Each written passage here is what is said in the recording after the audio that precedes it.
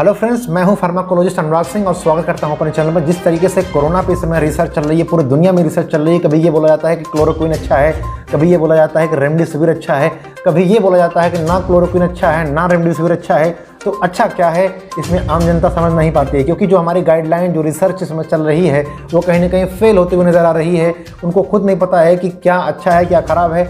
तो जो दवा चल रही है वो सब अंदाज के चलती हैं। कभी रेमडेसिविर अच्छा हो जाता है, कभी क्लोरोक्विन अच्छा होता है। तो आपको ये चीज़ समझना होगा कि जब कोरोना वायरस क्या होती है, आपके बॉडी में इंटर करती है, बेसिकली 2 पॉइंट्स हैं उसके इंटर करने के। आपका नेक है, यहाँ से इंटर कर सकता है, एक आपका जो ये माउथ है, जो मुंह है, वहाँ से इंटर कर सकता है। तो इन दोनों साइड से कोरोना वायरस बेसिकली इंटर करता है। इन्वायरमेंट में अगर कोरोना वायरस है तो वहाँ से इंटर कर सकता है, या फिर वो थोड़ा सा हवा से हल्का होता है। जब हवा से हल्का होता है तो फिर अगर जिस पर्सन को जो अफेक्टेड है कोरोना वायरस से, अगर वो छींकता है या खांसता है तो वो वायरस निकलता है। वायरस निकलने के बाद थोड़ा सा हवा से जब ज़्यादा उसका वजन होता है थोड़ा सा, तो वो ज़मीन पे गिरता है। ज़मीन पे गिरेगा तो वहाँ पे अगर आप टच करेंगे, टच करने के बाद आपने उसको अगर ज़रा सा मुंह में टच किया तो कोरोना वायरस की एंट्री आपके मुंह में भी, आपके यहाँ बॉडी में आ जाती है। और अगर इसकी बॉडी में आपकी कोरोना वायरस की एंट्री हो जाती है तो बेसिकली जो वो अटैक करता है, वो कहाँ पे अटैक करता है ये आपको बहुत ज़रूरी है जानना। देखिए, जहाँ पे म्यूकस सेल है, म्यूकस सेल कहाँ पे है, आपके नेक में है। वहाँ म्यूकस सेल पे वो अटैक करता है। म्यूकस मेम्ब्रेन जनरली नेक में होता है, वहाँ पे अटैक करेगा। वहाँ पे अटैक करने के बाद होता क्या है कि आपका जो छींक आएगी, आपको सर्दी होगी। तो ये बेसिक एरिया है जहाँ पे कोरोना वायरस फर्स्टली अटैक करता है स्टेज 1 में। और दूसरा कहाँ अटैक कर सकता है, दूसरा वो क्या करता है, जो आपका यहाँ पे गला है, इसको शॉर्ट थ्रोट बोलते हैं, वहाँ पे जाके क्या करता है, वहाँ पे जाके जो म्यूकस सेल है, म्यूकस मेम्ब्रेन है, वहाँ पे भी अटैक करता है। और आपके जो गले में ड्राइनेस ऑफ कफ हो जाता है, वहाँ पे आपको ड्राइनेस आएगा, आपको कफ आता है। तो बेसिक जो रीज़न है वो यहाँ पे होता है। जैसे ही ये कोरोना वायरस आपके बॉडी में एंट्री करती है, वैसे ही क्या होता है कि हमारे बॉडी को इमिडिएटली मालूम चल जाता है कि किसी बैक्टीरिया या फिर वायरस की बॉडी में एंट्री हो चुकी है। और तुरंत क्या करती है, बॉडी अपने प्रोटेक्शन के लिए डिफेंस मैकेनिज्म के तहत अटैक करती है। और वहाँ पे जब आपकी इम्यूनिटी अगर स्ट्रांग होगी तो अटैक करके उसको ख़त्म कर देती है। और जैसे ही इम्यूनिटी आपकी डिफेंस मैकेनिज्म जब निकलती है तो वहाँ पे कुछ एंटीबॉडीज़ का भी जनरेशन होता है। और जनरली अगर हम बात करें तो कुछ सेल्स होती हैं जिसमें रेड ब्लड सेल्स होती है और वाइट ब्लड सेल्स होती है। तो बेसिकली वाइट ब्लड सेल्स जो होती है वो भी निकलती है, वो अटैक करती है। इस तरीके से 70 से 80% ये ऐसे लोग हैं जो यहाँ से रिकवर कर जाते हैं। और ये स्टेज 1 होता है, क्योंकि उनकी इम्यून पावर मजबूत होती है और उनकी डिफेंस मैकेनिज्म कोरोना वायरस को किल कर देता है, डेथ कर देता है। तो ज़रा सा क्या होता है, 2-3 दिन उनको ये प्रॉब्लम रहती है। और कोरोना वायरस जब आपको इनक्यूबेशन जो पीरियड होता है, जब वो आता है अंदर, तो बेसिकली आज अगर आपको मालूम चल रहा है कि मुझे कोरोना वायरस हुआ है, तो करीबन वो 2-3 दिन पहले का हुआ रहता है। तो आज आपको लगता है तो मतलब उसका जो इनक्यूबेशन पीरियड है, एंट्री का पीरियड है, वो 3 दिन पहले का था। और ये स्टेज 1 है जब 80% लोग यहाँ पे ठीक हो जाते हैं और उनको ज़रा सा सर्दी होती है, जुकाम होता है, गले में हल्का सा खराश होता है और उनका डिफेंस मैकेनिज्म उसको ठीक कर देता है, इम्यूनिटी पावर अगर मजबूत है तो। लेकिन अगर आपके लंग्स तक नहीं पहुँचा है, कोरोना वायरस लंग्स तक नहीं पहुँचा है, इसका मतलब है वो स्टेज 1 में है। अभी यहाँ पे ठीक हो गए तो अच्छी बात है।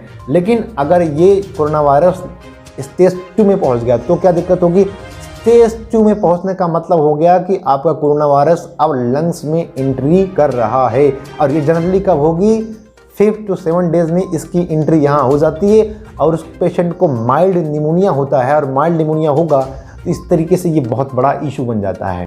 और स्टेज 2 में पेशेंट तब जाता है जब ये कोरोना वायरस आपके लंग्स में इतना बढ़ जाता है कि वो आपके लंग्स के म्यूकस मेम्ब्रेन तक पहुंच जाता है। और म्यूकस मेम्ब्रेन में ग्रोथ करता है, मल्टीप्लाई करता है, ग्रोथ करता है, मल्टीप्लाई करता है, ग्रोथ करेगा, अगेन मल्टीप्लाई करेगा, इतना ज़्यादा बढ़ जाएगा।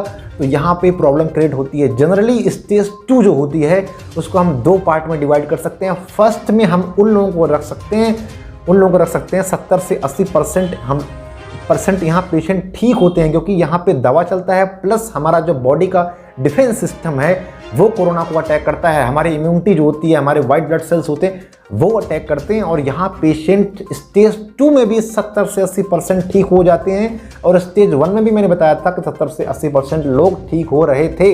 लेकिन स्टेज 2 में जो दूसरा पार्ट है, वहाँ पे 8 से 9% ऐसे लोग हैं जो रिकवर करना उसको मुश्किल हो जाता है, क्योंकि पेशेंट क्या होता है, वहाँ पे निमोनिया कॉज हो जाती है और पेशेंट की जो बॉडी होती है वो उतनी तरीके से अटैक नहीं कर पाती वायरस की, और वायरस कहीं ना कहीं ग्रोथ करता हुआ चला जाता है और हमारी बॉडी जो होती है वायरस से हारने लगती है।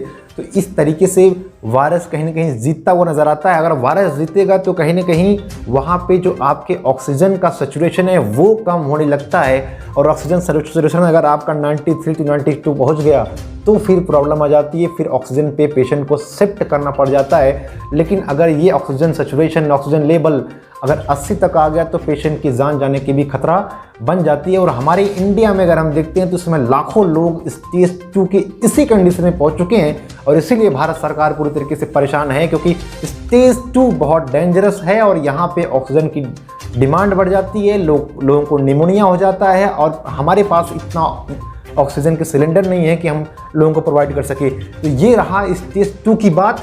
आगे हम बात करते हैं, और ये एक ऐसा वक्त होता है जहाँ पे हमारी लंग्स का सेल अटैक करने लगती है, और इस अटैक करने के चक्कर में बॉडी में हो जाते हैं इन्फ्लामेशन, और इस इन्फ्लामेशन के कारण बहुत लोगों की डेथ हो रही है आजकल। इन्फ्लामेशन क्या है? जनरली ये सूजन हो जाता है, सूजन हो जाएगा, उससे पानी भर जाएगा, और पानी भर जाता है तो एल्वेओलाई जो हमारा है उसमें भी पानी भर जाता है, उसमें पानी भर जाएगा, फिर वहाँ पे ऑक्सीजन आपको सही से एयर के थ्रू एल्वेओलाई नहीं दे पाता है, तो यहाँ पे ऑक्सीजन की कमी होने लग जाती है, और ये होता है स्टेज 3। और जो कोरोना वायरस होता है, जब ये आपको सीवियर कंडीशन में अटैक करता है तो आप यही स्टेज 3 में आते हैं। और बेसिकली जो इन्फ्लामेशन होता है वो ये होता है कि जब बॉडी हमारी कोरोना वायरस को मारने के लिए बेसिकली एक केमिकल रिलीज करती है। कोरोना वायरस आया, बॉडी ने क्या किया? केमिकल रिलीज किया, उसका नाम होता है साइटोकाइंस।